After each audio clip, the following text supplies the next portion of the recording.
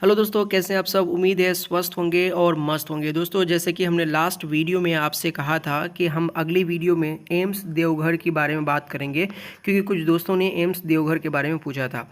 तो बने रहिए, पूरी वीडियो में हम बात करेंगे कि एम्स देवघर में राउंड 1, राउंड 2, मॉपअप राउंड और स्टे वैकेंसी राउंड में क्या क्लोजिंग कट ऑफ रहे हैं अलग अलग कैटेगरीज के लिए। तो सबसे पहले बात करते हैं राउंड 1 में 2021 सेशन के लिए क्या कट ऑफ गया है और आपको 2022 के लिए क्या टारगेट रखना है अगर आप एम्स देवघर में एडमिशन लेना चाहते हैं। दोस्तों, यहाँ पे अगर जनरल कैटेगरी की बात करें तो 645 मार्क्स पे क्लोज हुआ है, जो ऑल इंडिया रैंक रही है 4841। जी हाँ, यहाँ 4841 जो है वो ऑल इंडिया रैंक है। वीडियो की शुरुआत में ही हम आपको बता देना चाहते हैं, हालांकि मैंने पहले की वीडियोस में भी बताया हुआ है कि जो ऑल इंडिया रैंक है ये आपको एग्जैक्ट पीडीएफ फॉर्म में एमसीसी की वेबसाइट पे आपको मिल जाएगा।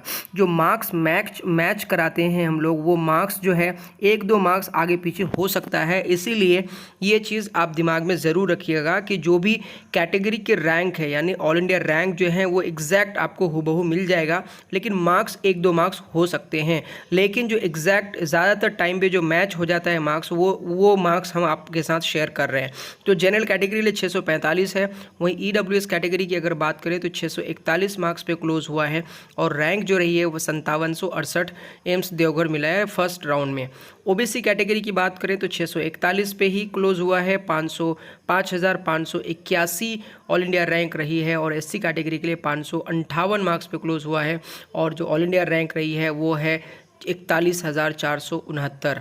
जी हाँ, एसटी कैटेगरी की बात करें तो 523 मार्क्स पे क्लोज हुआ है। ऑल इंडिया रैंक जो है 65,960 ऑल इंडिया रैंक रही है एम्स देवघर के लिए राउंड 1 की जो कट ऑफ रही है। तो ये राउंड 1 का जो कट ऑफ है उससे आपको अंदाज़ा लग गया होगा कि अगर नेक्स्ट सेशन में यानी 2022 में आप एम्स देवघर में एडमिशन लेना चाहते हैं तो एटलीस्ट इतने मार्क्स तो आप टारगेट रखिए।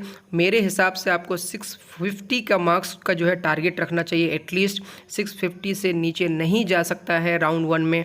अगर जाए तो और अच्छी बात है, लेकिन आपको 650 का टारगेट रखना चाहिए। अब आइए हम लोग बात करते हैं कि राउंड 2 में क्लोजिंग कट ऑफ क्या रहे हैं और उसके क्लोजिंग कट ऑफ के जो मार्क्स और रैंक के साथ है वो क्या क्या रहे हैं उसके बारे में बात करते हैं। तो अगर हम लोग राउंड 2 को देखेंगे तो अलग अलग कैटेगरीज के लिए, जैसे कि अगर हम लोग जनरल कैटेगरी की बात करें तो 640 पे क्लोज हुआ है, जो रैंक रही है 5799।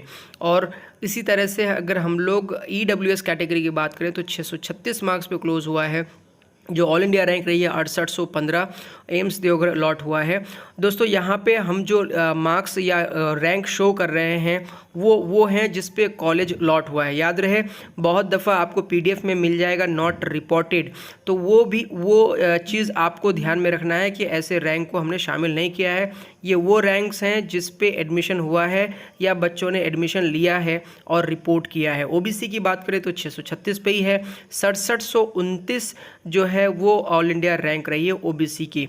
अगर एससी कैटेगरी की बात करें तो 544 में एडमिशन क्लोज हुआ है और ऑल इंडिया रैंक रही है राउंड 2 में 50,664।